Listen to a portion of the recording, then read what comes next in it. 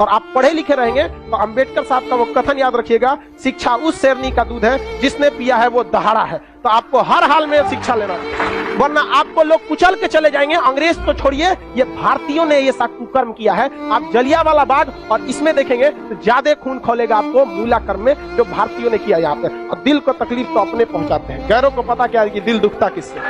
ये देश के लिए आपको शर्म आएगी, हमारी संस्कृति पे जहां हमें नाज होता है, ये हमारी संस्कृति में दाग है, दाग धब्बा है। जिस तरह चांद में भी दाग है ना, हमारी अपनी संस्कृति पे इस दाग को कभी भूल नहीं सकते हैं कि पूरी दुनिया में एक ऐसा देश था जहां मूला कर्म लिया जाता था।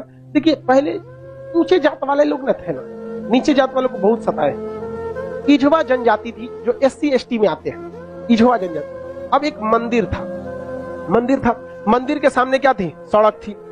तो इझवा जनजाति के लोगों को, यहाँ के लोग जो ऊंचे जात वाले थे, वो कहते थे कि तुम इस सामने से नहीं जा सकते, यहां से तुम प्रवेश नहीं कर सकते। दूसरा रास्ता बहुत लंबा दूरी तय करके था, 5-6 किलोमीटर।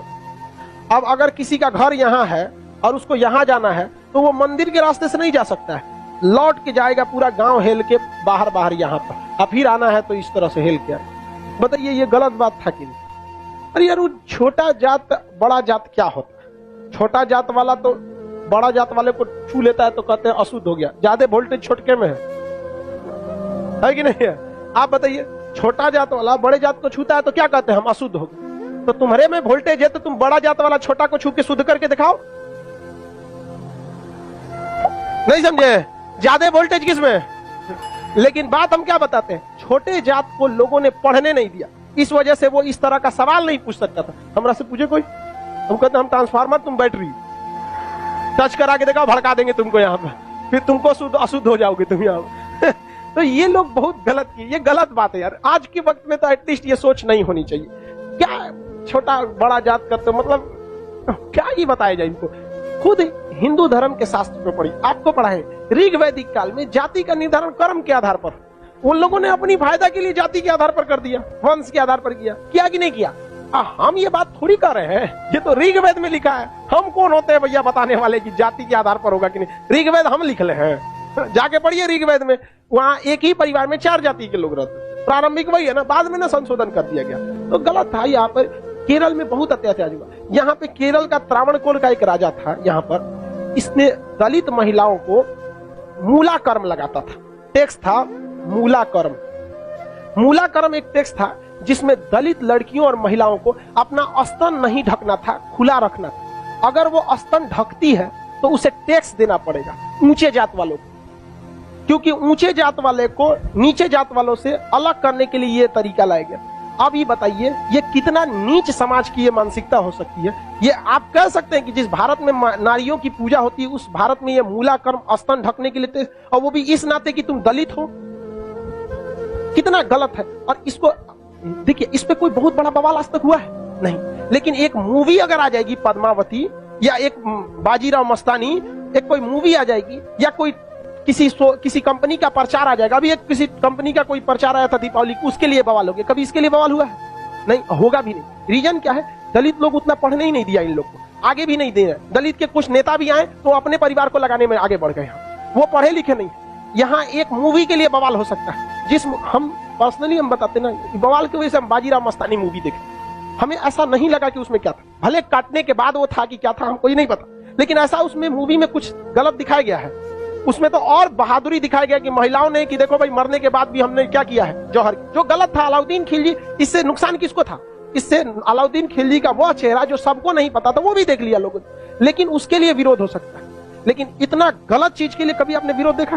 कभी नहीं। आप तो ये उन लोग को आज तक दबाए जाके रखा है। इतना गलत चीज वहां पे मूला कर्म लिया गया था, ये एकदम सरासर गलत है। और वहां पे जब टैक्स देने गया तो महिला जो थी ना, इस मूला कर्म को हटाने के लिए अपने स्तन को चाकू से काट दी और मर गई सब महिलाएं वहां पर। अब यह केरल ऐसा राज्य था जिसमें पुरुष सती होते थे। जब उनकी पत्नी अपना स्तन काट देती थी, ब्लड गिरने की वजह से मर जाते थे, तो चिता में पुरुष जाके मर जाता था कि हम ऊंचे जात वालों से नहीं लड़ सकते हैं, लेकिन हम अपना शरीर हम भी त्याग देते थे। पुरुष भी सती हुआ है इस देश में, ये ऊंच और नीच जात वाले यहाँ पे। लेकिन इसे, और यही अगर ये कांड किसी ऊंचे जात वाले के लिए कोई दिल्ली सल्तनत का राजा किया रहता, आज न्यूज चैनल पे बैठ के बवाल हुआ रहता। लेकिन दलित है ना भाई साहब, कोई आवाज नहीं उठाता है यहाँ पर। इसलिए आप एजुकेशन रहिए, आप ऊंचे जात के हैं या नीचे जात के हैं, पढ़े लिखे नहीं रहेंगे ना तो लोग कचल के चले जाएंगे। और आप पढ़े लिखे रहेंगे तो अंबेडकर साहब का वो कथन याद रखिएगा, शिक्षा उस शेरनी का दूध है जिसने पिया है वो दहाड़ा है। तो आपको हर हाल में शिक्षा लेना चाहिए, वरना आपको लोग कुचल के चले जाएंगे। अंग्रेज तो छोड़िए, ये भारतीयों ने ये सा कुकर्म किया है।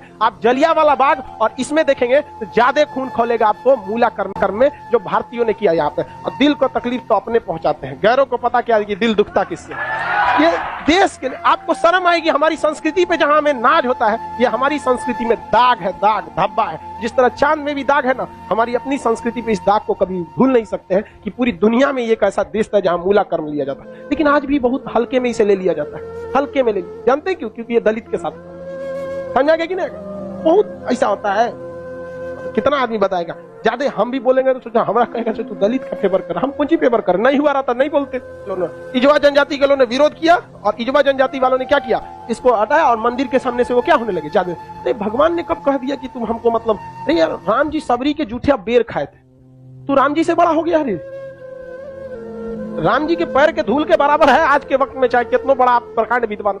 सबरी के जूठा बेर खाए थे कि नहीं, जूठा बेर यहाँ। और आज लोग कहते हैं कि छू देंगे तो अशुद्ध। अरे भगवान जूठा बेर खाए, देख ले भैया, अब इससे बड़ा साक्ष्य क्या चाहिए। लेकिन नहीं, हम श्रेष्ठ रहेंगे, दूसरे को दबा के रखेंगे। ये सोच बहुत गलत है समाज में, और ये धीरे धीरे सही होगा। और इसको आप डायरेक्ट नहीं सही कर सकते। अभी समाज में ऐसे लोग हैं ना जिनके दिमाग में ये बैठा हुआ है उच्च जात हम श्रेष्ठ हैं, ये नहीं। ये समाज के लोग धीरे धीरे धीरे धीरे डिकम्पोज हो जाएंगे, बूढ़ा होके। समाज नई जनरेशन आ रही है ना, ये जनरेशन सही है। लेकिन इसमें भी बहुत सारे ऐसे हैं लोग जो ये बात को मतलब ले। लेकिन आज आप लोग युवाओं में आप देखिए, आप लोग में ऐसी सोच नहीं है, अभी नहीं है। लेकिन आप अपने घर में देखिएगा, अपने दादा परदादा दादा, उन लोग में अभी भी ये सोचा। हमारे यहाँ पे हमारी दादी भी थी तो नौटंकी करते थे, हम खटिया पे बैठी तो उनके हमारी दादी से नहीं जमता था।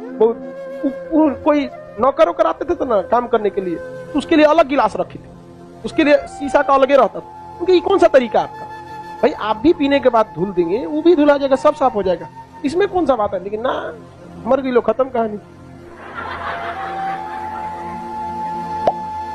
मेरी सच बता, हम तो सोचते हैं ना, कोई मरे तो हम उससे उठा के एक बार पूछे कि आपको ऊंचे जात वाले शमशान में फूके कि नीचे जात वाला, और जो आपको आग लगाएगा ना वो किस जाति का हो, हरिजन होगा। और जब तक वो मुखाग्नि ना देगा, आग ना देगा, आपका क्रियाकर्म ना हो। ये बताइए पावरफुल कौन, समझा कि नहीं? छोड़ो ये सब बात को, लेकिन क्या कहिएगा, आप शिक्षित रहिए। आपसे आदमी उम्मीद रखता है कि आप समाज में ये भेदभाव को खत्म कीजिए, क्योंकि आप जिस जाति में पैदा हुए, जिस परिवार में पैदा हुए, इसमें आपका कोई योगदान नहीं।